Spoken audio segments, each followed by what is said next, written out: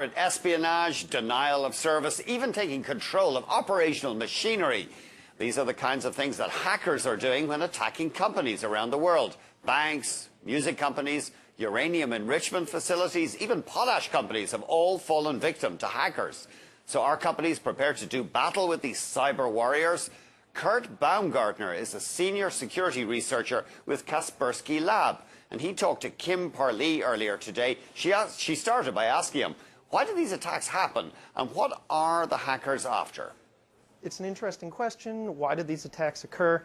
The financial institutions obviously have financial assets, but they also have something more than just cash. So there are attacks that are trying to identify not only customer information and credentials with a financial reward for the attackers, but there are attackers who are also looking to find out what various political groups or other groups, political dissidents, where these people are, who they are, and how their money is flowing.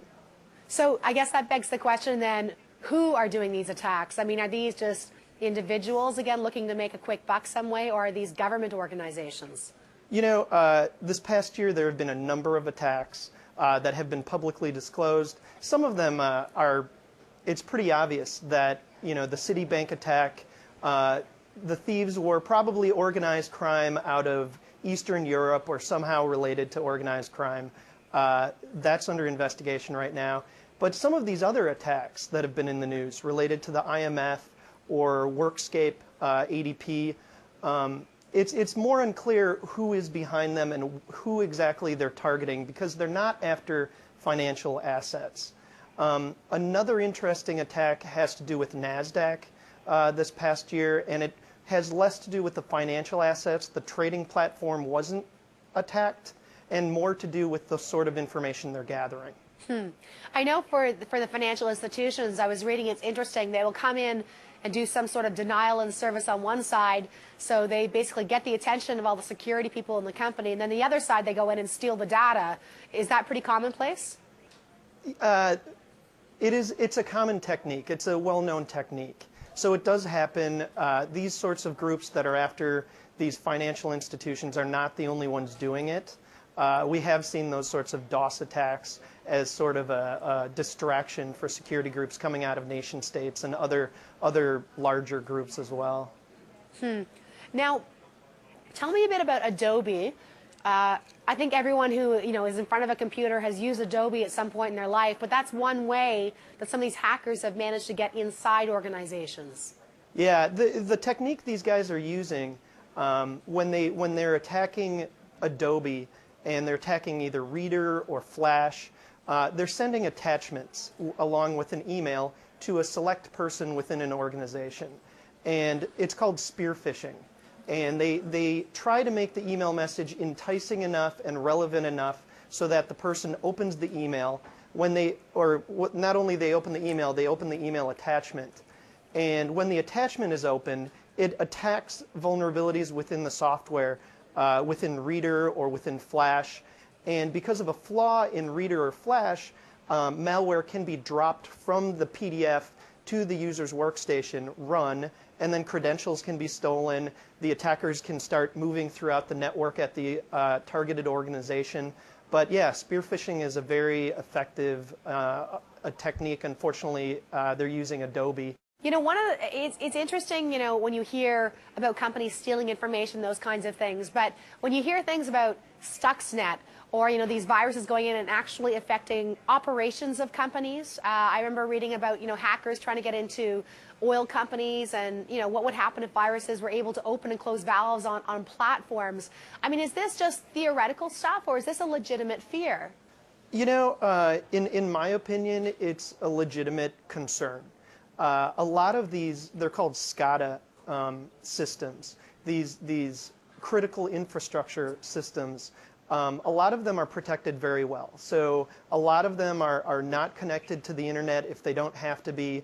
A lot of them are well protected, but a lot of them are just, they have wireless access points. They have ways to get in, and they're using monitoring software that shouldn't be online. So, so we saw with Stuxnet that there is malware that can attack a PLC or or a circuit board that's attached to a big pipe, like a water utility or oil pipe.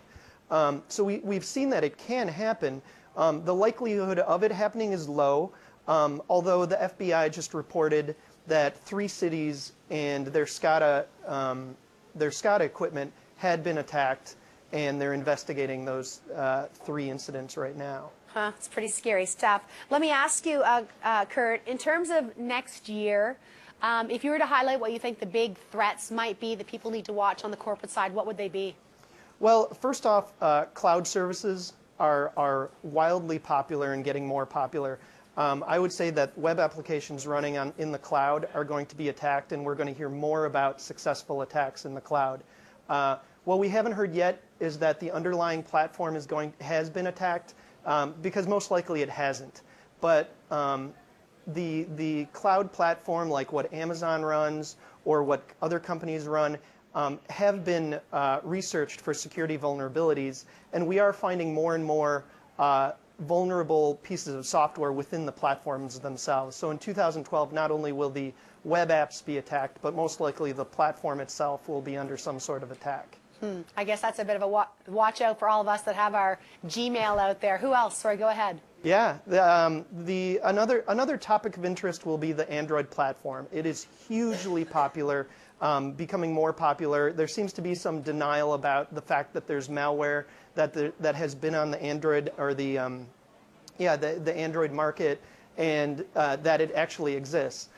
We think that there could potentially be some worms or even botnets that are being run on the Android platform. And I know that you also have a concern about cyber military grade malware. Sounds scary. What is it? You know, cyber warfare is being defined right now. That's not to say it's not going on, but countries are finally clearly putting together policies about attacking or what would be an attack on their own infrastructure. So really what we're expecting to see is more of not necessarily Stuxnet or Dooku, which could be considered a cyber warfare tool, but we're expecting to see more military-grade malware produced by professional teams run by governments. Kurt, thanks for joining us. All right, thank you. That is Kurt Baumgartner. He is Senior Security Researcher with Kaspersky Labs, and he joins us from Montreal.